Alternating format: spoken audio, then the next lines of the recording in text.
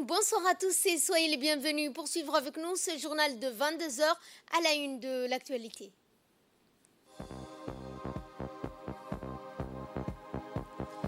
Concernant les élections législatives du 24 février prochain, les observateurs internationaux sont arrivés aujourd'hui. Et 65 milliards de francs CFA donc octroyés par la Banque africaine de développement pour développer les start-up en technologie.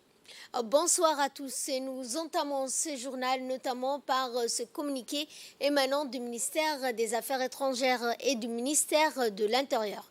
Suite à l'invitation adressée par le gouvernement de la République de Djibouti, les ministères des Affaires étrangères, de la coopération internationale et le ministère de l'Intérieur annoncent l'arrivée aujourd'hui des missions d'observation de l'Union africaine, de la Ligue arabe, l'OCI et de l'IGA dans le cadre des élections législatives prévues le 24 février prochain. Ces missions ont pour mandat l'observation indépendante, impartiale et objective du scrutin du 24 février. Toutes les dispositions ont été prises par les ministères des Affaires étrangères, de la coopération internationale et celui de l'Intérieur pour accueillir et faciliter le déploiement des observateurs dans les régions de l'intérieur, mais aussi à Djibouti-Ville. Et justement, concernant l'arrivée des observateurs, le ministre de l'Intérieur, Saïd Nour Hassan, a reçu dans l'après-midi d'aujourd'hui le groupe de premiers observateurs des instances internationales pour la supervision des législatives du 24 de ce mois. Cette mission d'observateurs mandatés respectivement par la Ligue des États arabes et par l'OCI ainsi au sein du cabinet du ministériel s'est tenue une première réunion de consultation et de prise de contact entre les deux parties et ce en présence de M. Guélé Idriss, représentant du ministère des Affaires étrangères et de la représentante du ministère de l'Intérieur composée d'une dizaine de membres. Cette mission résidera à Djibouti jusqu'à la proclamation des résultats de vote. Toujours dans l'après-midi d'aujourd'hui, les membres de la mission d'observateurs mandatés respectivement par la Ligue arabe et par l'OCI se sont rendus dans la foulée au siège du Conseil constitutionnel. À leur arrivée, ils ont été reçus par le président du Conseil constitutionnel. S'en est suivi une rencontre de premier contact entre les observateurs internationaux et le président du Conseil constitutionnel. Et ce, en présence des représentants du ministère des Affaires étrangères, M. Guélé Idriss et de Mme Ifrah Ali du ministère de l'Intérieur. Les observateurs ont procédé à des visites de prise de contact au ministère de l'Intérieur, institution en charge de l'organisation des élections en République de Djibouti et qui proclamera les résultats provisoire alors que le Conseil constitutionnel djiboutien valide ou non ces résultats. Il s'agit donc de deux institutions jouant un rôle prépondérant dans les élections, ce que les observateurs seront amenés à superviser. Et le président de la CENI, la Commission électorale nationale indépendante, M. Bahnan Ali Medel, s'est rendu successivement dans la région d'Obok et de Tadjoura. Accueilli chaleureusement par le préfet de la région d'Abok, Abdelmalik Mohamed Benoïta, le préfet de la région de Tadjoura, ainsi que les membres de la CENI d'Obok et de Tadjoura. Les deux préfets de la région ont souhaité la bienvenue au président de la CENI dans leur région, à savoir Obok et Tadjoura. Le président de la CENI, Bahnan Ali Medel, et les deux préfets des régions nord ont discuté ensemble des moyens logistiques et matériels mis en place pour la bonne tenue du scrutin du 24 février prochain. Ensuite, ils ont visité les différents bureaux de retrait de la carte d'électeur, les bureaux de vote. Les retraits des cartes électorales se déroulent dans les bonnes conditions. M. Hassan Dabale et Abdelmalik Mohamed Benoïta ont informé le président de la CENI du nombre d'inscrits dans chaque bureau de vote.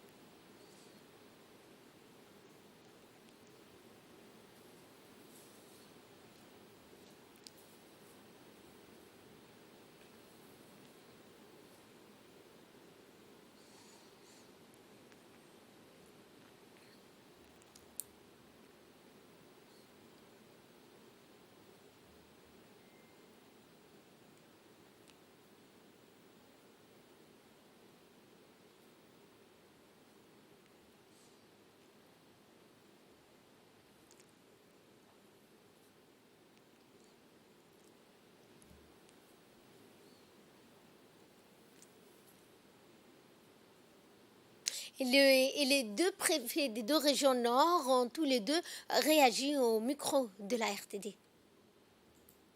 Dans la région, dans l'ensemble de la région d'Obok, et nous avons, en termes des cartes de retrait, tout se passe très bien.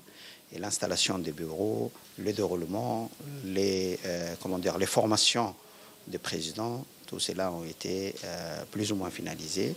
Et Inch'Allah, nous sollicitons toujours la population à ce qu'elle puisse retirer leurs cartes et qu'ils puissent s'acquitter de leurs devoirs. Pour l'instant, le bureau des élections, pour tout ce qui est les retraits, les bureaux sont ouverts matin et après-midi jusqu'à 17h, comme nous l'a insigné le ministre de l'Intérieur. Donc, pour l'instant, tout se passe bien et nous avons montré au président de la CENI comment nous avons mis en place l'organisation au niveau de la préfecture. Comme vous avez pu le constater, lors de notre visite dans leur bureau, nous travaillons avec la CNI et comme d'habitude, les choses se passent dans les normes. Les distributions des cartes d'électeurs se sont bien faites dans la région de Tadjoura. Nous avons 69 bureaux dans la région de Tadjoura avec 39 centres de vote. Et grosso modo, tout se passe bien. Toujours dans le cadre de la tournée d'inspection dans les différents arrondissements de la capitale et des préfectures des régions de l'intérieur du pays, le vice-président de la Commission électorale nationale indépendante, Mohamed Ali Mohamed, accompagné d'une importante délégation composée des membres du secrétariat exécutif de la CENI, s'est rendu ce matin au sud du pays. Le vice-président de la CENI et ses proches collaborateurs ont débarqué tôt à Ali Sabié où ils ont été reçus d'abord par le préfet de la région, Moussa Aden Migane, en présence du vice-président de la CENI d'Ali Sabié, Jam Elmi, ainsi que les membres de la CENI locale. À cette occasion, le préfet de la région d'Ali Sabié a expliqué à la délégation l'avancée des préparatifs engagés en vue du bon déroulement du scrutin des législatives du 24 de ce mois, notamment les dispositifs mis en place comme les cartes d'électeurs au niveau des chefs-lieux dans les sous-préfectures. Eh bien, dit-il, toujours dans le cadre de cette inspection dans les régions de l'intérieur, les délégations du membre de la CENI ont été donc accueillies par le préfet M. Aden Darar Moussa, en présence du président du conseil régional, Mahad Hussein, le premier adjoint du préfet. À cette occasion, le préfet de Dikil a expliqué à la délégation de la CENI l'avancée des préparatifs engagés donc en bonne et due forme concernant le scrutin du 24 février prochain. La CENI de Dikil et ceux du bureau de l'exécutif de Djibouti se sont déplacés aujourd'hui pour observer de près les différentes préparations et les opérations du scrutin, que ce soit les urnes, les isoloirs, et bien sûr les registres des électeurs, bien sûr aussi les matériels, les encres indélébiles, les enveloppes, pour observer de près tout ce matériel et tous ces préparatifs. Et le préfet de la région, M. Aden Darar Moussa, avec ses collaborateurs adjoints, M. Youssouf, nous ont accueillis, avec le président du conseil régional bien sûr, et nous avons pu observer que ces opérations de préparation sont vraiment bien organisées. Il y a une très bonne organisation et nous pouvons déduire que la préfecture d'Edikil a très bien organisé et vraiment il y a une très bonne organisation au niveau même de retrait des cartes d'électeurs et vraiment il y a un pourcentage important de retrait des cartes, 75% déjà aujourd'hui, et je crois que aussi ils sont prêts aussi pour l'acheminement de tous ces bureaux. Sur les 63 bureaux, ils sont prêts aussi à acheminer tous ces matériels et bien sûr les présidents, les secrétaires de bureau. Et tout ça, la préfecture est très bien organisée. Donc nous sommes satisfaits de la bonne organisation. Et maintenant, direction la Turquie, où nous viennent des témoignages d'étudiants auxquels l'ambassade de Djibouti en Turquie est partie à leur secours dès les premières heures. Malgré une coupure de courant, l'ambassade a exploré toutes les options qui s'offraient à elle pour venir en aide aux étudiants mais aussi à la diaspora. L'ambassade a initié la mise en place d'un réseau de solidarité au sein de la communauté djiboutienne pour venir en aide aux étudiants qui se sont retrouvés sans abri après le séisme de lundi. Différents récits ont été recueillis, dont celui du président de l'association des étudiants basés à Istanbul. Dans cette catastrophe, a-t-il indiqué, qui a frappé le pays frère qu'est la Turquie, le gouvernement djiboutien a pris tous les moyens nécessaires pour venir en aide aux étudiants loin de leurs parents et familles, mais aussi la diaspora. Ceux qui ont perdu leur logement, eh bien, ils ont été logés dans des hôtels, le tout pris en charge par l'ambassade de Turquie à Djibouti. Retour à Djibouti où le ministre de l'Intérieur, Saïd Nour Hassan, a parrainé aujourd'hui la cérémonie du 45e anniversaire de l'Office national d'assistance aux réfugiés et aux sinistrés qui s'est déroulé au siège de l'ONARS à PK13.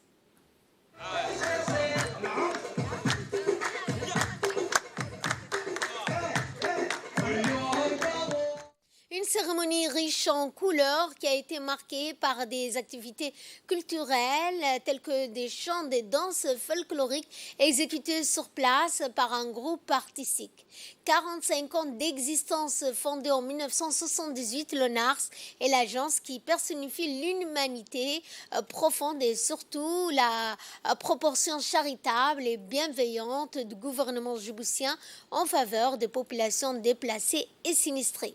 L'engagement personnel du président de la République, Ismaël Omar Guelleh, en faveur des réfugiés a été couronné de succès et salué par la communauté internationale.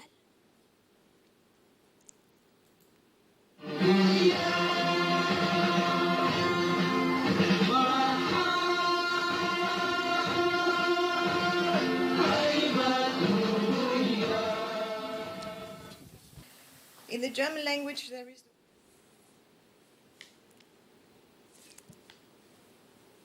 Le représentant du PAM et celui du HCR ont mis l'accent dans leurs interventions respectives sur les actions louables de l'ONARS visant à assurer la pitance mais aussi l'éducation, la santé et l'apprentissage des métiers d'avenir aux enfants et à la jeunesse qui vivent dans les villages de réfugiés. Nous les écoutons. L'occasion d'exprimer ici mes vives et sincères félicitations au gouvernement djiboutien pour les nombreux efforts consentis pour soulager la misère de millions de personnes qui n'ont pas eu de choix que d'abandonner tout ce qu'ils ont pour des destinations souvent inconnues. On est mieux que chez soi, dit-on souvent. Malheureusement, certains n'ont pas ce choix. Ces personnes sont forcées de fuir leur pays d'origine pour échapper au conflit ou à la persécution. Par la création, il y a 45 ans, de l'Office national d'assistance aux réfugiés et sinistrés, en abrégé ONARS, une institution entièrement dédiée aux problèmes des réfugiés en terre djiboutienne, le gouvernement a montré son engagement fort en faveur de leur protection. Avec 3,3% de réfugiés, proportionnellement à la ratio de la population, Djibouti donne un véritable exemple d'accueil au reste du monde. Ce 45e anniversaire, c'est aussi 45 ans de gestion de la problématique des réfugiés dont la lourde responsabilité repose, Monsieur le ministre, sur votre ministère et son bras d'exécution qui est l'ONARS. Dans cette gestion, Djibouti donne un exemple au reste du monde avec la loi sur le statut des réfugiés et ces deux décrets d'application. Il est connu que cette loi confère aux réfugiés ici à Djibouti les mêmes droits sociaux que les nationaux. Le secrétaire exécutif de l'ONARS, Hussein Hassan Darar, s'est également exprimé suivant un extrait de son intervention. Le 21 février 2023, l'ONARS célèbre dans les pattes et la fierté de ses 45e d'action pour montrer au monde le vrai visage de Djibouti et de son peuple de braves. Djibouti, toujours disponible, est prompt à accueillir et soulage la veuve et l'orphelin. Djibouti, qui n'a jamais tourné le dos à la souffrance et au désespoir des hommes, des femmes et des enfants de la région. L'ONARS a toujours été la meilleure manifestation de nous-mêmes, la meilleure expression de notre âme djiboutienne, profondément solidaire et paternelle. Aujourd'hui, l'Office a 45 ans, l'âge de raison et une maturité que nous voulons fêter dignement et simplement avec toutes celles et ceux qui ont fait notre âme, c'est-à-dire les Djiboutiens dans leur ensemble.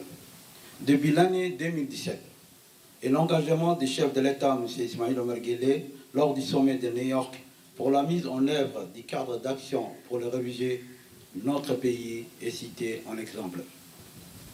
Les réfugiés sont protégés par une loi et c'est des décrets d'application. Les réfugiés vont à l'école, se soignent dans nos hôpitaux et bénéficient d'une protection sociale. Mieux encore, les jeunes réfugiés sont formés aux métiers porteurs et gagnent leur vie dignement. Autant de réalisations qui nous rendent fiers. Le haut-commissaire des Nations Unies pour les réfugiés, Filippo Grandi, n'aurait pas manqué de saluer ces belles réalisations en faveur des réfugiés. Le monde et la communauté internationale portent un regard plus qu'admiratif sur notre pays. En ce 45e anniversaire est l'occasion pour l'ONARS de réconforter la confiance et le respect des agents oniciens et des organisations internationales qui travaillent main dans la main avec les autorités publiques. Et clôturant la série des interventions, le ministre de l'Intérieur, Saïd Nour Hassan, a indiqué que notre pays est montré aujourd'hui comme un modèle et un exemple dans la réussite du cadre d'action global en faveur des réfugiés. Je vous propose de suivre son intervention. Aujourd'hui, nous pouvons prendre la pleine mesure et apprécier le bilan et les réalisations phares de l'ONARS en faveur des réfugiés. En cette occasion unique, j'aimerais rendre un hommage appuyé aux hommes et aux femmes qui font vivre cette grande et belle institution qui honore notre pays et élève son peuple au rang de braves.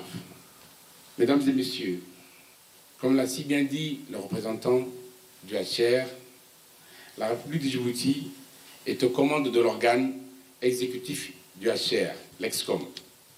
Cet immense honneur nous est dû pour notre culture d'hospitalité et de paix, mais c'est aussi la générosité légendaire de notre pays qui est récompensée. Ici, les populations en détresse ont toujours trouvé des grands bras ouverts et un accueil plus que fraternel pour fuir les affres de la guerre et son corollaire, l'exil.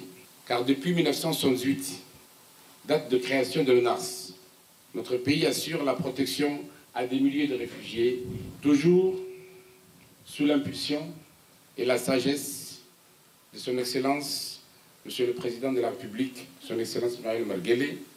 Le pays a toujours assuré des conditions de vie les plus décentes à ces populations vulnérables et bien sûr selon ses moyens. Notre pays a montré aujourd'hui comme un modèle et un exemple dans la réussite du cadre d'action global en faveur des réfugiés. Ce succès a été salué par la communauté internationale. Le haut-commissaire des Nations Unies pour les réfugiés, M. Filippo Grandi, a félicité de vive voix l'action noble et gratifiante de Djibouti en faveur des réfugiés installés. Mesdames et messieurs, La République du Djibouti est aujourd'hui engagée dans un processus d'inclusion des réfugiés dans le tissu économique et social. Et à l'issue de la cérémonie, le ministre de l'Intérieur, Saïd Nouh Hassan, ainsi que les officiels présents ont procédé à la pose de la première pierre du centre d'orientation d'information des réfugiés. La construction de ce centre est entièrement financée par le gouvernement allemand et permettra d'orienter les réfugiés et demandeurs d'asile sur les procédures d'enregistrement. Le secrétaire exécutif de l'ONARS, Hussein Hassan Darar, a remercié le gouvernement de la République d'Allemagne pour l'appui constant en faveur des réfugiés et sinistrés vivant à Djibouti. Dans le reste de l'actualité, le ministère de la Jeunesse et de la Culture a inauguré aujourd'hui, en la présence de la ministre, Dr Hibo Moumin Assowe, a inauguré ce matin un nouveau centre de développement communautaire à Nguela, entièrement reconstruit sous financement de l'État. À son arrivée, la ministre a été accueillie chaleureusement par la population de ce quartier cosmopolite de la commune de Bulaos, était présent à l'occasion de l'inauguration de ce nouveau CDC qui a bénéficié d'une reconstruction intégrale et d'extension sur 2 étages et d'un rééquipement conforme aux activités culturelles d'intégration sociale. Outre la ministre de la Jeunesse et de la Culture, la parlementaire Hussein Abdeljader, le préfet du 1er arrondissement, le président de la commune de Bulaos, les élus locaux, les notables, le directeur de l'école primaire, les femmes, les membres du conseil communautaire, les cadres du ministère de la Jeunesse et de la Culture, ainsi que l'ensemble des responsables des CDC. Après la traditionnelle coupure du ruban, une visite guidée des locaux de la structure et donc la présentation de l'histoire de cette plateforme, sa première fondation jusqu'à sa reconstruction, place à une série de réactions des notabilités du quartier, des personnalités présentes et également des échanges ont eu lieu et avec les animateurs et associations ainsi que les usagers.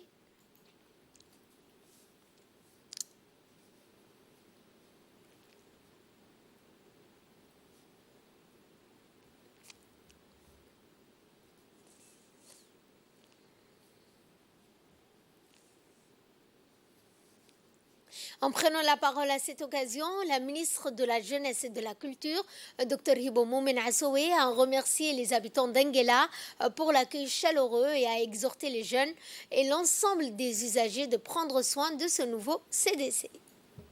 D'être avec vous pour cette inauguration du CDC d'Nguela. Nous remercions bien sûr en premier le président de la République qui donne la priorité à l'épanouissement de la jeunesse. Vraiment, hein, et au développement des communautés. Nguela est un quartier cosmopolite qui reflète l'unité dans la diversité. Machallah. Et donc, c'est un quartier qui a toute une histoire. C'est un CDC qui fait partie de 4 premiers CDC qui ont été construits avant même l'indépendance et qui a eu la chance d'être reconstruit en premier. Mais les 3 autres vont être réhabilités très bientôt et toujours sur financement du budget d'État. Il s'agit de Hajidide, de quartier 7 bis et du CDC du Stade. C'est complètement terminé et les travaux vont démarrer. Donc ça montre que nos anciens CDC vont à nouveau être fonctionnels et fonctionnels avec toutes les réformes incluses. Ils ont profité finalement du changement de l'orientation politique qui souhaite que le CDC soit vraiment des plateformes de rencontres, d'échanges, d'épanouissement et de développement. C'est ça, donc, et c'est pour ça qu'ici, il y a non seulement une reconstruction, mais il y a eu aussi des extensions d'espace. Le CDC d'Nguela est fin prêt à se pour accueillir un CLAC et avoir un matériel haut de gamme et dernier cri pour pouvoir travailler et aller être en phase avec le développement du numérique, qui est donc très important, Inch'Allah. Et donc, moi je remercie la population d'Nguela qui n'a pas cessé de nous interpeller, qui n'a pas cessé de nous dire il faut que notre CDC soit reconstruit et soit réhabilité. Aujourd'hui, c'est chose faite, la balle est dans votre camp. Et à l'occasion de la Journée internationale de la langue maternelle, l'Institut de recherche indépendante de la Corne de l'Afrique, en collaboration avec l'Agence nationale pour la promotion de la culture, a organisé ce matin à la salle de conférence des archives de la Bibliothèque nationale une journée d'études, de réflexion consacrée en langue maternelle. Objectif principal d'une telle entreprise est de renforcer la coopération, offrir à tous une éducation de qualité et de nombreux autres facteurs qui jouent un rôle prépondérant dans la promotion de la culture d'un pays. La journée a été également honorée par la présence de Mme Aïcha Roblé, auteure, et de M. Abdelrachid de l'Université de Djibouti, ainsi que de nombreux élèves et universitaires.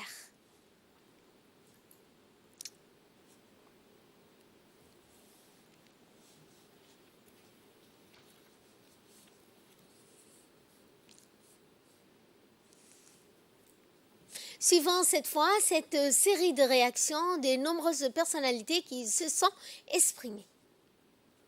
National, plus langue maternelle.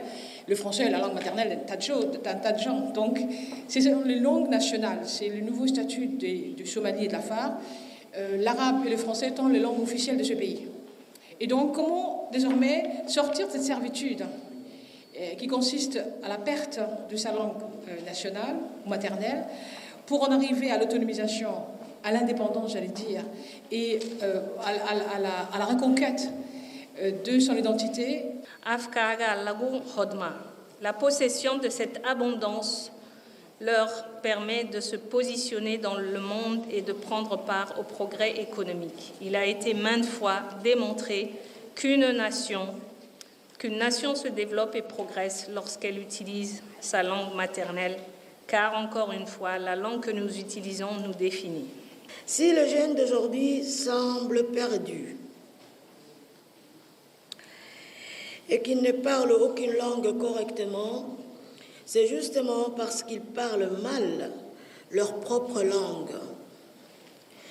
Dans notre société ancestrale, la littérature orale, avec les contes et les proverbes, avait une valeur éducative et permettait aux parents de transmettre à leurs enfants des savoirs et des valeurs morales. J'ai participé à plusieurs conférences à l'IFD, à l'Institut français, et du coup, je suis tombé sur un verbe, le verbe transmettre. Qu'est-ce que transmettre? Qu'est-ce que la transmission? Et du coup, je me suis posé un certain nombre de questions, et je suis également enseignant de langue culture, enseignant du français. Alors, de là est venu mon sujet de recherche qui est l'étude de la transmission linguistique intergénérationnelle à Djibouti. Et pour ce faire, alors, le verbe transmettre m'a beaucoup interpellé et je me suis dit, est-ce que transmettre peut aller avec nous? Est-ce que transmettre est le verbe que nous conjuguons tous à la maison, avec nos langues, dans nos langues maternelles? Le minimum qu'a droit un enfant, à savoir apprendre, parce que quand l'enfant, on lui apprend une autre langue que celle de la langue maternelle, on lui complique terriblement les choses. Il fait 3 opérations mentales à la place qu'un enfant qui apprend dans sa langue maternelle fait qu'une seule opération. 3 opérations. C'est pour ça que tout le monde dit ça retarde les enfants d'apprendre dans une autre langue. Il a déjà du mal à se représenter la réalité. Il observe une réalité et il veut nommer cette réalité. Donc, à la maison, on le nomme d'une façon. Il commence à nommer des choses. Il va à l'école, on lui apprend une autre façon de nommer les choses. C'est terrible. Autre intervention, cette fois, celle du directeur de la promotion de la culture. Avec plaisir que je prends la parole à l'occasion de la journée scientifique organisée par l'IRICA et consacrée à la présentation des études scientifiques et des recherches portant sur les langues maternelles.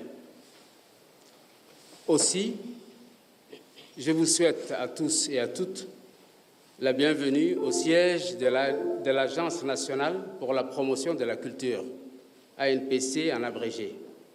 Plus exactement, dans cette salle de conférence, espace commun aux deux départements que sont la Bibliothèque nationale et les Archives nationales qui ont fusionné depuis la promulgation de la loi numéro 139 portant restructuration des établissements publics administratifs le 16 janvier 2022. Mesdames et messieurs, ce matin, vous pouvez entendre plusieurs présentations ayant pour dénominateur commun les langues maternelles sous plusieurs angles. Allant de langue nationale à l'école djiboutienne, le rôle de l'Académie intergouvernementale pour la promotion de la langue, jusqu'à l'étude sur le beiso, une langue si loin, pourtant si proche, en passant par la préservation des langues maternelles, un devoir national, entre autres présentations. Je reprends plutôt une citation d'un écrivain kényan, professeur Ngugi wa Thiong'o, qui dit « Si vous connaissez toutes les langues du monde et que vous ne connaissez pas votre langue maternelle ou la langue de votre culture, c'est de l'asservissement. Mais si vous connaissez votre langue maternelle ou la langue de votre culture et que vous y ajoutez toutes les langues du monde, c'est ce qui s'appelle l'autonomisation. » Et à Obok, cette fois dans la journée du lundi 20 février, l'association Oboki, qui œuvre dans le bien-être de la femme obokoise, a organisé une conférence au Conseil régional. La cérémonie de lancement du projet intitulé « Formalisation et accompagnement des femmes et des filles vulnérables dans l'autonomisation économique et sociale ». Ce projet est financé par l'Organisation internationale de la francophonie, l'OIF, dans le cadre du Fonds de la francophonie avec elle à hauteur de 53 600 €, soit environ 10 millions de nos francs. Cette cérémonie a vu la participation du préfet de la région, Abdelmalik Mohamed Banouta, le président du conseil régional, Mohamed Ahmed Ismail, du représentant de l'Organisation internationale de la francophonie, Lionel Hugo, la représentante de l'OIM à Obok, le médiateur, les leaders traditionnels et religieux, les responsables des services déconcentrés de l'État, ainsi que les représentants de la société civile et une centaine de bénéficiaires de ce projet. À travers leur insertion dans l'utilisation de la nouvelle technologie numérique. Dans ce cadre, le projet portera sur l'identification d'une centaine de femmes et filles vulnérables actives dans les petits commerces informels, de les sensibiliser et l'accompagner dans la formalisation individuelle ou collective. Cette formation leur permettra de développer davantage leur activité commerciale et d'améliorer leurs conditions de vie, mais aussi de participer activement au développement de la région d'Obok. Avec l'aide d'Allah, le Tout-Puissant, la volonté politique du président de la République, son Excellence Ismaël Omar Guelleh, de son gouvernement, mais aussi de l'engagement sans faille de la Première Dame et présidente de l'UNFD, Mme Kadra Mahmoud Haid, aux côtés de la femme djiboutienne. On peut s'enorgueillir de dire que la situation de la femme djiboutienne a évolué dans tous les domaines. Et quant au représentant de l'Organisation internationale de la francophonie, M. Lionel Hugo, a indiqué que ce fonds de la francophonie a été mis en place pour appuyer l'autonomisation des femmes. Des activités de l'association Oboki qui bénéficie du fonds de solidarité la francophonie avec elle. Donc ce fonds qui a été lancé en 2020 par son Excellence Madame Louise Mouchiki-Wabo, donc la secrétaire générale de l'Organisation internationale de la francophonie, pour appuyer les femmes et les filles donc, victimes des affres de la crise sanitaire causée par la pandémie de la Covid-19. Donc c'est pour matérialiser donc, les valeurs de solidarité donc, de la francophonie, pour appuyer l'autonomisation économique et financière des femmes que ce fonds a été mis en place. La francophonie se réjouit donc du fait que depuis le lancement du fonds rendu aujourd'hui à sa 3e édition, chaque année, Donc Djibouti, à travers donc, ces associations et les organisations de la société civile, a pu être représenté et bénéficier de ces projets qui ont impacté donc, de manière positive la vie et l'avenir donc, de centaines de milliers de personnes à ce jour, parmi lesquelles donc, des femmes et des filles, et notamment également des jeunes. Donc nous sommes également là pour inviter donc, les autorités donc, que vous êtes à appuyer donc, tout au long de l'année l'association Obouki dans la mise en œuvre de ces activités pour que celles-ci donc, ne se limitent pas qu'à cette année à impacter la vie des bénéficiaires, mais puissent aller au-delà.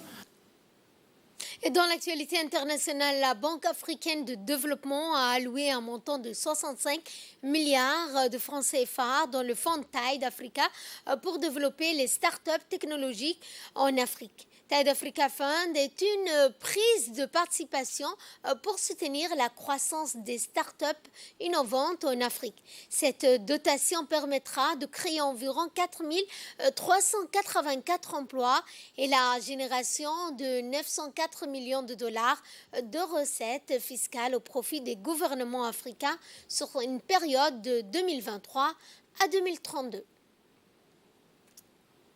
C'est la fin de ce journal. Merci à vous de nous avoir suivis. Dans quelques instants, vous suivrez le journal dédié spécifiquement à l'élection électorale des législatives qui se tiendront le 24 février prochain. Le journal qui vous sera présenté par Asma Aboubakar.